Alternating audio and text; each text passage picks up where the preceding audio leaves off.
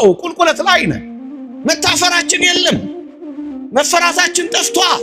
ተዋርደናል፣ አፍረናል። አንዳንዶች እኛን ማየት ብቻ ከጠላትነት አስቆጥሮናል። በሰራነው ሀገር እንደ መጤ ተቆጥረናል።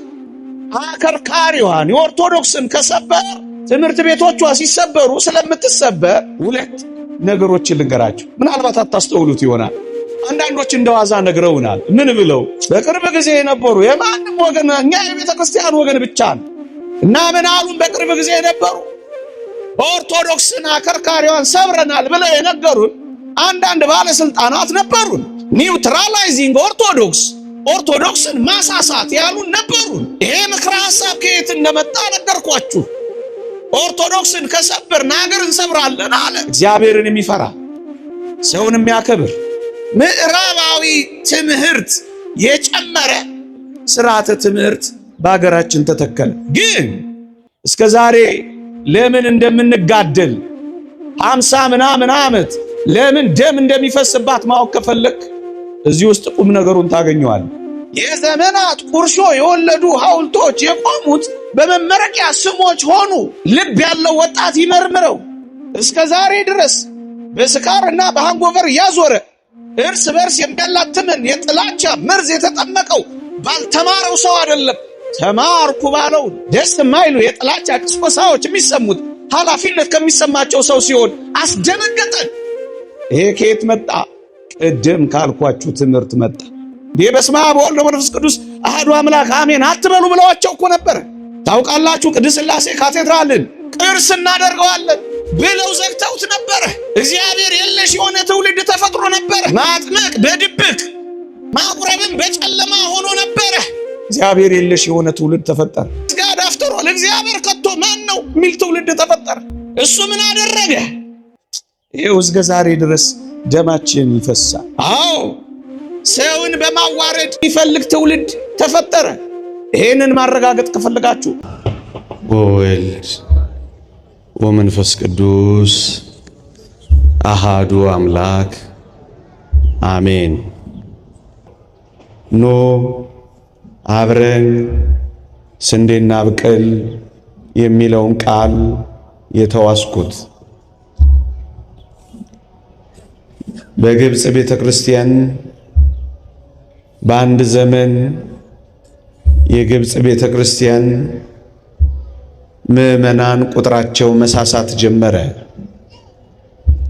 ከማመን ወደ አለማመን የሚገቡ ልጆቿ በዙባት፣ ቁጥራቸውም ያንስ ጀመረ።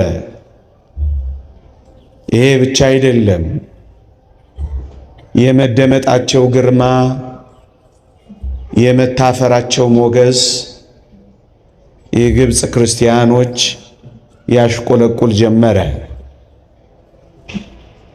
በዚህ ምክንያት የግብጽ ቤተ ክርስቲያን የቁልቁለት ጉዞ ጀመረች።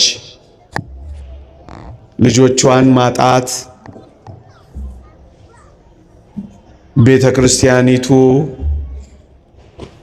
መሳሳት ጀመረች። ያን ጊዜ ነበር ይሄንን ያስተዋለ አንድ ወጣት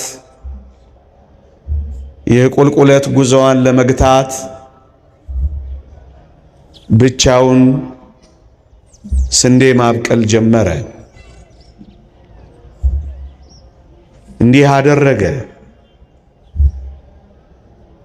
ብዙ ክርስቲያኖችን ሊያስተምሩ የሚችሉ የካህናት ማሰልጠኛዎችን በፍጥነት ያቋቁም ጀመረ። በእነዚህ የካህናት ማሰልጠኛዎች በራሱ እጅ ጽሑፎች የተጻፉ ሥርዓተ ትምህርቶችን አዘጋጀ። ራሱ እየጻፈ፣ ራሱ እያስተባበረ፣ ራሱ እያነቃ፣ ራሱ እያስተማረ ታላላቅ መምህራንን በፍጥነት ያመርት ጀመረ። ቅድም የጠቀስኩላችሁ የግብጽ ፓትርያርክ እስከመሆን የደረሱት አቡነ ሺኖዳ እንኳን ሳይቀሩ የዚህ ወጣት ተማሪ ነበሩ። ይህን ብቻ አይደለም። ይሄ ወጣት የግብፅ ወጣቶችን ሊያነቃቃ በሚችል መልኩ ግጥምና ዜማ እየደረሰ ለግብፅ ዘማሪያን በፍጥነት ያዳርስ ጀመረ። ዘማሪያኑም ወጣቶቻቸው እንዳይወጡ በብርቱ ታገሉ። ይሄ ብቻ አይደለም። ገዳማቱን መነኮሳቱን በማነቃነቅ በጣም ይገርማቸዋል። ገዳማቶቻቸው የጸሎት ቦታ ብቻ ሳይሆኑ የማምረቻ ቦታዎች አደረገና ለግብፅና ለካይሮ ለእስክንድሪያ ወተትና የምግብ አቅራቢዎች እስኪሆኑ ድረስ በምርት አጠገባቸው። ብቻ ምን አለፋችሁ ከነዚህ ስልጠና ማዕከላት የሚወጡ መምህራን እያስተማሩ እነዛ ቅድም የነገርኳችሁ ወጣቶች እየዘመሩ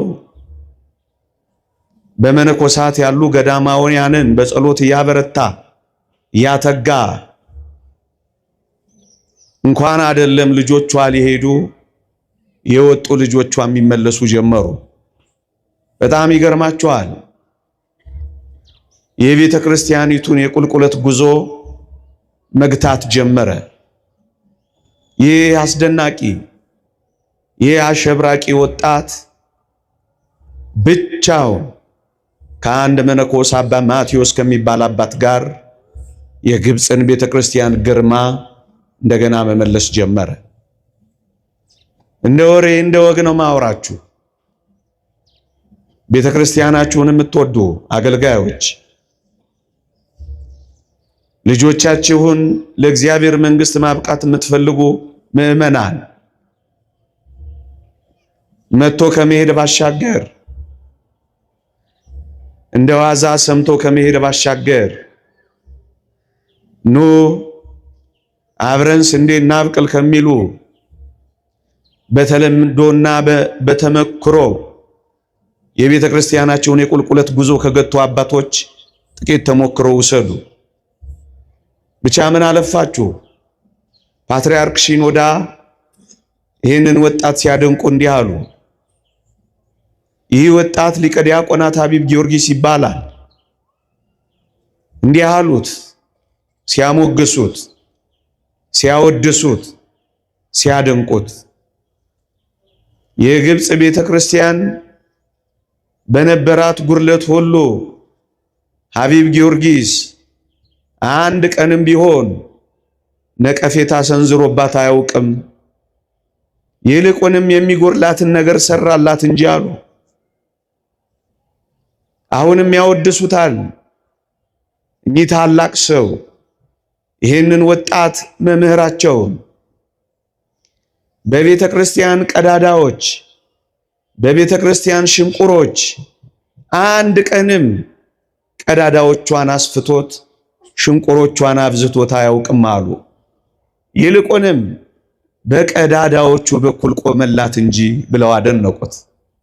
በጣም ይገርማቸዋል። አሁን በዚህ ዘመን ያለ ቄስ ታድሮስ ማላት የሚባሉ የግብፅ ሊቅ አሉ። እሳቸውም በዚህ ዘመን ላይ ቆመው እንዲህ ብለው ይፎክራሉ። እመኑኝ ገና የግብፅን በረሃዎች በመነኮሳት እንሞላዋለን እያሉ ይፎክራሉ። ብቻ ምን አለፋችሁ ቁጥራቸው በጣም ጨመረ። አላውያንን፣ አሕዛብን፣ አረማውያንን የሚያስፈሩ ባለግርማዎች ሆኑ። አንድ የግብፅ ቄስ ሲገደል ፓትርያርክ ሺኖዳ መንበራቸውን ትተው ገዳም ሲገቡ የግብፅ መሪዎች ብፁዕነቶ እያሉ እስኪለምኗቸው ድረስ ደረሱ። እስኪለማመጧቸው እባክዎት ወደ መንበሮ ተመለሱ ብለው እስኪለምኗቸው ድረስ ደረሱ። ግርማቸው ተመለሰ።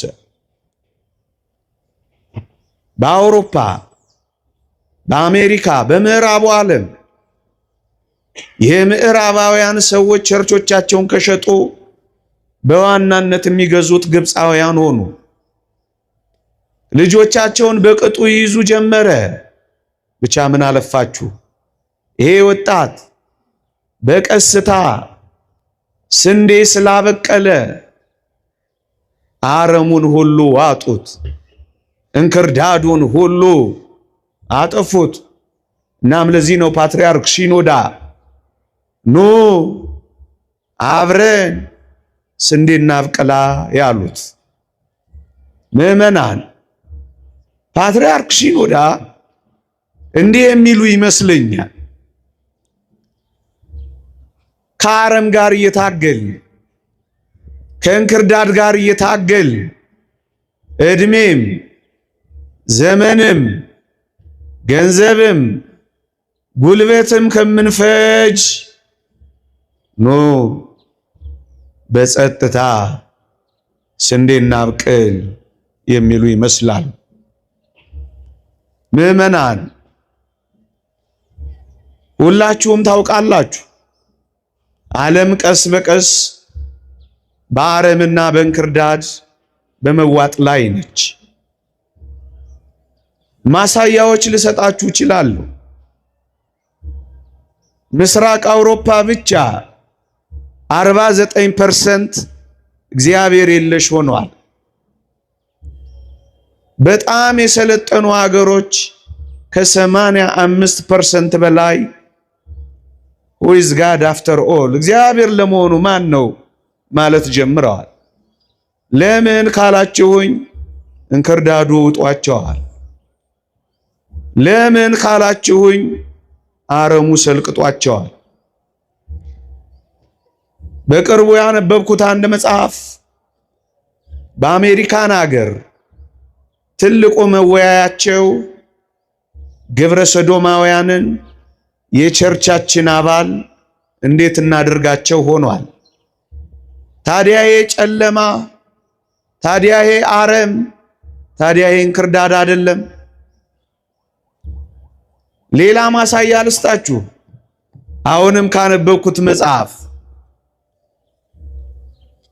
በመጽሐፍ ቅዱስ ላይ ያለውን እግዚአብሔርን በዚህ ዘመን ላሉ ወጣቶች እንዴት አድርገን እናሰማለን፣ እንዴት አድርገን እንነግራለን ብለው እግዚአብሔርን ትንሽ ቀነስ ማድረግ ይፈልጉ ይመስላሉ።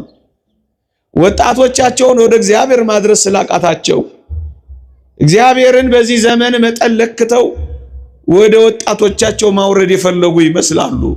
እንክርዳዱ ውጧቸዋል ያልኳችሁ ይሄንን ነው። ደግሞ ሌላ ማሳያ ልጨምርላችሁ።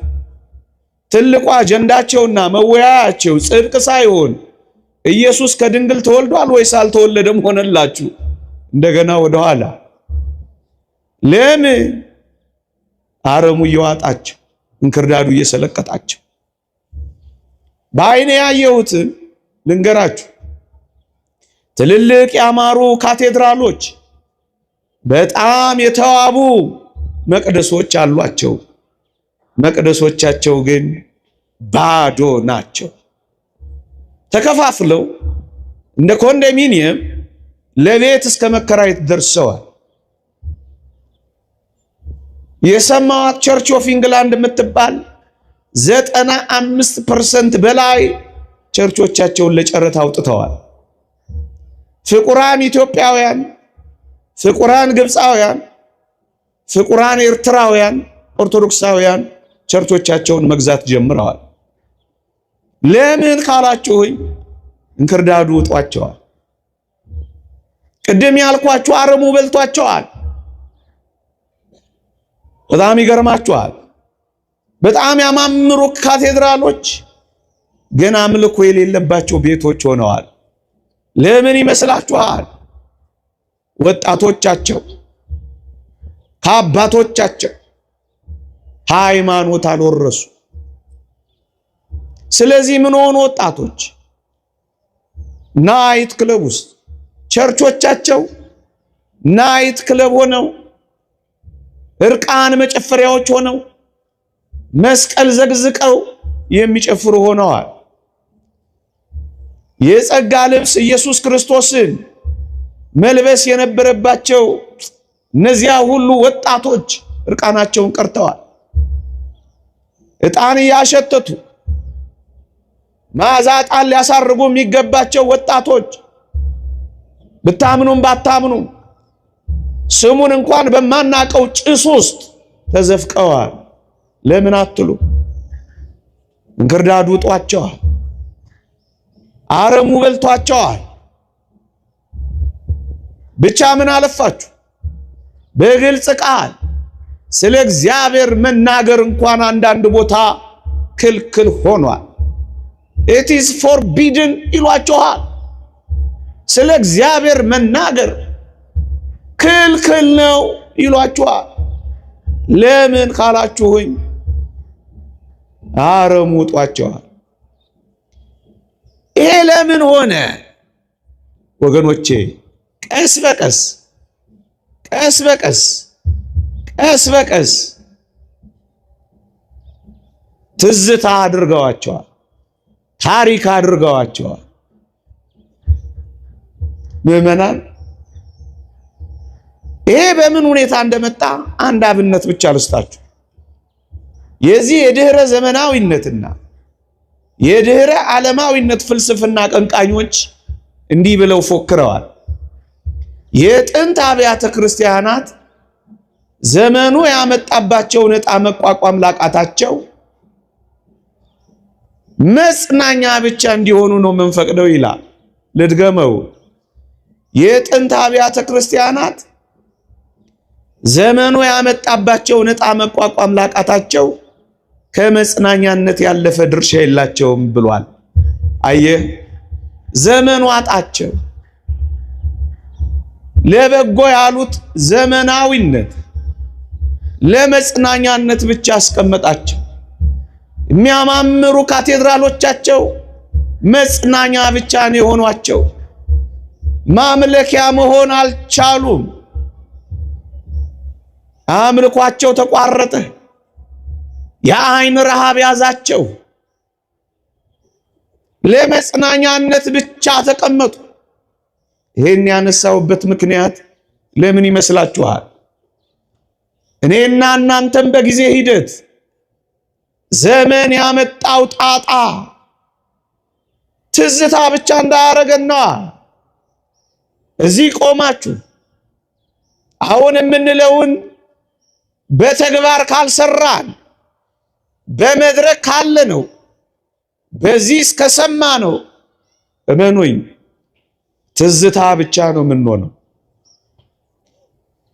ምናልባት ቅርስ እንደሆኑት ቅርስ ብቻ ነው የምንሆነው። ታሪክ ብቻ ነው የምንሆነው። አቤት በዓላችን፣ አቤት አውደ ምሕረታችን፣ አቤት ማህሌታችን፣ አቤት ጥምቀታችን፣ አቤት ቅዳሴያችን፣ አቤት ገዳማችን፣ አቤት ሊቃችን። ትዝታ ብቻ እመኑኝ። ወገባችንን ሸባ አድርገን ከውስጥ እስከ ውጪ ካልሰራን እመኑኝ ከጥቂት ጊዜያት በኋላ አረሙ በልቶን እንክርዳዱ ውጦን ዘመን ያመጣው ትዝታ አድርጎን ሰው እንዳናጣ ያስፈራ። የጥንት አብያተ ክርስቲያናት ዘመኑ ያመጣባቸውን ዕጣ መቋቋም ላቃታቸው መጽናኛ ከመሆን ያለፈ ድርሻ የላቸውም ብሎ ይፎክርብሃል። ትዝታ መሆን ነው የምትፈልጉት? ትዝታ መሆን ከፈለጋችሁ ልጆቻችሁን ጌም ላይ ጣሏቸው። ትዝታ መሆን ከፈለጋችሁ እናንተ ግሮሰሪ ቤት ልጆቻችሁ ካስሜዳ ብቻ ያምሹ። ቤተ ክርስቲያናችሁን ከወደዳችሁ እንግዲያው ስኑ አብራችሁ ስንዴ አብቅሉ። የተከፈተ መቅደስ በሰው የተሞላ ማህሌት ማየት ከፈለጋችሁ ኑ አብራችሁን ስንዴ አብቅሉ። ሴሬሞኒ አይደለም። እኔ መጨረሻ እድል ካገኘው ዛሬ ጠዋት እቺን ልናገር ብዬ ሌላ ምን እንናገራለን? ስብከቱማ አይው በሊቃውንቱ ትርጓሜውማ አይው በመምህራኑ መስራት ላቃተው ወገኔ ትዝታ እንዳይሆን፣ ቅርስ እንዳይሆን፣ እንደ ቱሪስት የሚጎበኝ እንዳይሆን ወገኖቼ ኑ አብረን ስንዴ እናብቅላ፣ አብረን ስንዴ እናብቅላ። ጥቂት ነገሮችን ፈጠን ብዬ ልንገራችሁ። ትርጓሜ እንዳልነግራችሁ ሊቃውንቱ ተርጉመዋል። እንዳልሰብካችሁ ምርጥ ሰባክያን አሉ ከአስተዳዳሪው ጀምሮ። እኔ ቢያንስ ልጅ እግሩ ይሄን ነገር ልንገራችሁ እንጂ ልጅ እግር ያልኩት በእውቀት ነው፣ በእድሜ አይደለም። እንደ ኢትዮጵያ ቤተክርስቲያን አውድ ኮንቴክስት ጥቂት ነገር ልንገራችሁ። ኢትዮጵያ የአድዋ ጦርነት ካሸነፈች በኋላ የምዕራቡ ዓለም ግራ ተጋብቷል። የማሸነፍ ኃይሏ ምንድነው? ይሄንን የታጠቀ ኃይል ያሳፈረችበት ጉልበቷ ምንድነው? ይሄን መረመሩና አንድ ሶስት ነገር ጠቅሰዋል። እኔ ሁለቱን ልተወውና የሚመለከተንን ጉዳይ ብቻ ላንሳ። ኢትዮጵያ ይሄንን ኃይል፣ ይሄን ጉልበት፣ ይሄን አንድነት፣ ይሄን ምስጢር ያገኘችው ኦርቶዶክስ የምትባል ቤተ ክርስቲያን ስላለቻቸው ነው ብለው ነጥሰው አወጡ። ቤተ ክርስቲያኒቱ ስላለች እቺ ቤተ ክርስቲያን የህዝቡ የአንድነት ማሰሪያ ነች። ሰው እግዚአብሔርን ይፈራል። እግዚአብሔርን መፍራት ብቻ ሳይሆን አገሩንም ይወዳል፣ እርስ በእርስም ይከባበራል። ይህን ሰፍታ የሰራች ኦርቶዶክስ ነች አሉና ማኩሊን የተባለ ሰው አንድ ምክረ ሐሳብ አቀረበ። ይስሙኝ፣ አላዛባችሁ፣ ምን በወጣችሁ ፀሐይ ላይ ምን አለ መሰላችሁ? እቺን ሀገር ኢትዮጵያን ቀኝ ግዛት እንገዛታለን ብዬ አላምንም አለ። I don't think that we can conquer this country። እቺን ሀገር እናንበረክካለን፣ ቀኝ እንገዛለን ብዬ አላምንም unless we break down the very backbone of this country። የዚህችን ሀገር የጀርባ አጥንት ካልሰበልን በቀር አለ። የጀርባ አጥንቷን ካልሰበርን በቀር እቺን ሀገር ቀኝ እንገዛለን ብዬ አላስብም አለ። የጀርባ አጥንቷም አለ ይህ ተመራማሪ፣ ይህ ለፓርላማ ምክረ ሐሳብ አቅራቢ፣ የጀርባ አጥንቷም አለ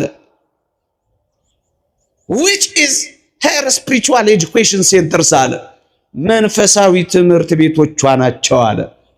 የአብነት ትምህርት ቤቶቿ ናቸው፣ ገዳማቶቿ ናቸው። እነዚህ የጀርባ አጥንቷ ናቸው አለና እነዚህን ከሰበርን አለ እንሰብራለን አለ። ደግሞ አለ አከርካሪዋን የኦርቶዶክስን ከሰበር ትምህርት ቤቶቿ ሲሰበሩ ስለምትሰበር እሷን ከሰበር አገሪቱን እንሰብራለን ብሎ ምክረ ሐሳብ አቀረበ። ሁለት ነገሮችን ልንገራችሁ፣ ምናልባት አታስተውሉት ይሆናል። አንዳንዶች እንደዋዛ ነግረውናል። ምን ብለው? በቅርብ ጊዜ የነበሩ የማንም ወገን፣ እኛ የቤተ ክርስቲያን ወገን ብቻ ነው፣ ብሔርም ሰፈርም ከለርም መንደርም ካላችሁ ወደ ሰማይ ነን እኛ፣ አገራችን በሰማይ ክርስቶሳውያን እና ምን አሉን? በቅርብ ጊዜ የነበሩ ኦርቶዶክስን አከርካሪዋን ሰብረናል ብለው የነገሩን አንዳንድ ባለስልጣናት ነበሩን። ኒውትራላይዚንግ ኦርቶዶክስን ማሳሳት ያሉን ነበሩን። ይሄ ምክረ ሐሳብ ከየት እንደመጣ ነገርኳችሁ። ኦርቶዶክስን ከሰበርን አገር እንሰብራለን አለ። ይሄ እንዴት ተፈጸመ ካላችሁ፣ ወይ እግዚአብሔርን የሚፈራ ሰውን የሚያከብር ትውልድን የምታፈራውን የቤተ ክርስቲያንን ትምህርት ገለል ያደረገ ምዕራባዊ ትምህርት የጨመረ ስርዓተ ትምህርት በአገራችን ተተከለ። እሱን ጠልተን አይደለም፣ ግን እንክርዳዱና አረሙ ሲዘራ የእግዚአብሔር ትምህርት እግዚአብሔርን መፍራት ሰውን ማክበርን የሚወደውን እሱን አባረሩት። ይሄንን እኔ አይደለም የምነግራችሁ፣ አንድ ታዋቂ ኢትዮጵያዊ ፕሮፌሰር የጻፈውን ላንብብላችሁ። በሞቴ ስሙኝ። እንዲህ ይላል፣ ኢትዮጵያ ከቀኝ ገዢዎች ጋር የተደረገውን ትግል በጦር ሜዳ ድል አድርጋለች። ቅድም ባልኳችሁ ወጣቶቿ የምዕራባውያንን ምስጢር የበለጠ ማወቅ በሚጠበቅባቸው በዘመናዊ ትምህርት ቤት ውስጥ ግን ተሸንፋለች አለ። ማንበብ ትችላላችሁ፣ ምርምር ነው። የጦር ሜዳ አሸናፊዎች የዘመናዊ ትምህርት ቤት ተሸናፊዎች ሆናል። ፕሮፌሰር እውነት ነው ወዳጄ። እስከ ዛሬ ለምን እንደምንጋደል 50 ምናምን ዓመት ለምን ደም እንደሚፈስባት ማወቅ ከፈለክ እዚህ ውስጥ ቁም ነገሩን ታገኘዋል። እርስ በርስ የሚጠላላ ትውልድ ትምህርት ቤት ውስጥ ፈጠሩ፣ ዩኒቨርሲቲዎች ውስጥ ፈጠሩ። የጸብ ልዩነታችን የተነኮረው በገጠር አይደለም፣ በዩኒቨርሲቲዎች ውስጥ ነው። የዘመናት ቁርሾ የወለዱ ሐውልቶች የቆሙት በመመረቂያ ስሞች ሆኑ። ልብ ያለው ወጣት ይመርምረው። እስከ ዛሬ ድረስ በስካርና በሃንጎቨር ያዞረ እርስ በርስ የሚያላትምን የጥላቻ መርዝ የተጠመቀው ባልተማረው ሰው አይደለም፣ ተማርኩ ባለው። ደስ የማይሉ የጥላቻ ቅስቆሳዎች የሚሰሙት ኃላፊነት ከሚሰማቸው ሰው ሲሆን አስደነገጠን። ይሄ ከየት መጣ? ቅድም ካልኳችሁ ትምህርት መጣ። ትምህርቱን ሁሉ እየተቃወምኩ አይደለም፣ እኔም ጥቂት ቀስም ያለው ነገር ግን ይሄው እስከ ዛሬ ድረስ ተጣልተናለን። ይሄው እስከ ዛሬ ድረስ የሚያፋቅረውን የሚያከባብረውን የሚያዋድደውን እግዚአብሔርንና ትምህርቱን ያባረረ በስመ አብ ወወልድ ወመንፈስ ቅዱስ አሐዱ አምላክ አሜን አትበሉ ብለዋቸው እኮ ነበር። ታውቃላችሁ፣ ቅድስት ሥላሴ ካቴድራልን ቅርስ እናደርገዋለን ብለው ዘግተውት ነበረ። እግዚአብሔር የለሽ የሆነ ትውልድ ተፈጥሮ ነበረ። ማጥመቅ በድብቅ ማቁረብን በጨለማ ሆኖ ነበረ። እግዚአብሔር የለሽ የሆነ ትውልድ ተፈጠረ። who is God after all? እግዚአብሔር ከቶ ማን ነው የሚል ትውልድ ተፈጠረ። እሱ ምን አደረገ? ይሄው እስከ ዛሬ ድረስ ደማችን ይፈሳል። አዎ ሰውን በማዋረድ የሚፈልግ ትውልድ ተፈጠረ። ይሄንን ማረጋገጥ ከፈለጋችሁ አንድ ታሪክ ጣል ላርግላችሁ። ፀሐዩ ከመከራው አይብስም ወዳጅ። መውጣት ከፈለክ ቀስ ብለህ አድምጠኝ። ለዘመናት እየተንቀጠቀጥን ከምንኖር ጥቂት ደቂቃ ተንቀጥቅጠን ብርቱና ጠንካሮች ሆነን መውጣት አለብን። መጮህ ፈልገን አይደለም። በማለዳ የሚያጮህን ነገር ስላለ ነው። ምዕመናን፣ አንድ ተማሪ እዚህ አዲስ ዩኒቨርሲቲ የገባ እውነተኛ ታሪክ ነው የምነግራችሁ። አንድ ፈረንጅ ቲዩቶሪያል ከትምህርት ጎን ለጎን ያስጠናኛል አለ። ወደሚያስጠናኝ ቤቱ ዶርም ሲሄድ እሱ የለም አለ። አጭር ማስታወሻ ጽፎልኛል አለ። እስክመጣ ድረስ ዳቦና ሻይ እየበላህ ጠብቀኝ ይላል አለ። እኔም እስኪመጣ ድረስ ዳቦና ሻይ ለመብላት ወደ ጠረጴዛው መልከት ስለ አንዲት ወረቀት ተጽፋለች አለ። ድንገት አይቼ ወረቀቷን ነበብ ማድረግ ሲጀምር ላለቆቹ ይጻፋት። እውነተኛ ታሪክ ነው የምነግራችሁ። በጥናታዊ ወረቀቶች ሰምቼ ነው የምተርክላችሁ። ምን ትላለች አለ ወረቀቷ? ላለቆቹን የጻፈው ፈረንጆ አለ ግዴላችሁ በጦር ሜዳ ያላፈረስናትን ሀገር በራሳቸው ልጆች በዩኒቨርሲቲዎች የሚያፈርሱ ልጆች እየፈጠርንላችሁ ነው፣ ደስ ይበላችሁ ይላል አለ። አየ እዛ ውስጥ ቅድም ያልኳችሁን ሰርተውት ነበር። ስለዚህ ምን ተፈጠረ ካልኳችሁ የማይግባባ ትውልድ ተፈጠረ። ጥይት የሚወራወር ትውልድ ተፈጠረ። የሚተቃቀፍ ሳይሆን የሚተናነቅ ትውልድ ተፈጠረ። የሚተሳሰብ ሳይሆን የሚሳሳብ ትውልድ ተፈጠረ። የሚደጋገፍ ሳይሆን የሚገፈታተር ትውልድ ተፈጠረ። እግዚአብሔርን ማወቅ ተባረረ። ሰውን መውደድ ተገፈተረ። ስለዚህ ይሄው ሰው እየገደለ የሚጨፍር ትውልድ አገኘን። ፍቅር ሼር የሚያደርግ አይደለም። ሴራ ሼር ኮፒ ሊንክ የሚያደርግ ትውልድ አገኘን። ወዳጄ ሰው ገሎ ጫማውን አድርጎ ሬሳው ላይ ሰልፍ የሚነሳ ትውልድ በእኔና በእናንተ ዘመን አየን። እርቅ የማይወድ ፍቅር የማይወድ እኔ የሚል ትውልድ አገኘን። እንዴ ምን ተሰራ ካላችሁ ወይ አንድነቱ የተበተነ ፍቅሩም የረፈደበት ጸብ የገነገነበት ትውልድ አገኘን። አየህ አረሙ እንደዚህ ተዘራብን፣ እንክርዳዱ እንደዚህ በቀለብን። እውነት እንነጋገር ከተባለ ሌብነት ተወድሶ ታማኝነት ኮሶ ያየነው በዚህ ዘመን አይደል? በፈሪያ እግዚአብሔር የሚኖረው ኋላ ቀር፣ እግዚአብሔርን ፈርቶ የሚኖር ኋላ ቀር፣ መረን የወጣው ደግሞ ተራማጅ የተባለው በዚህ ዘመን አይደል? ሌባው ሙሰኛው የገባው ጨዋው ምንም የማይነካው ያልገባው ያኛው የተተኮሰ ይሄኛው የኮሰሰ የሚል ትርጓሜ ተያዞ በዚህ ዘመን አይደል? እመኑኝ ንጽህና በርኩሰት ፊት አፍሯል በዚህ ዘመን። ድንግልና ማፊሻ ከሆነ ከርሟል። ይሄ የሆነው በዚህ ዘመን አይደል? እናስ እግዚአብሔርን ያወቀ ትውልድ ስላለ ነው አይደለም። ቅድም ያልኳችሁ አረሙ፣ ቅድም ያልኳችሁ እንክርዳዱ ስለያዘን ነው ወዳጆቼ።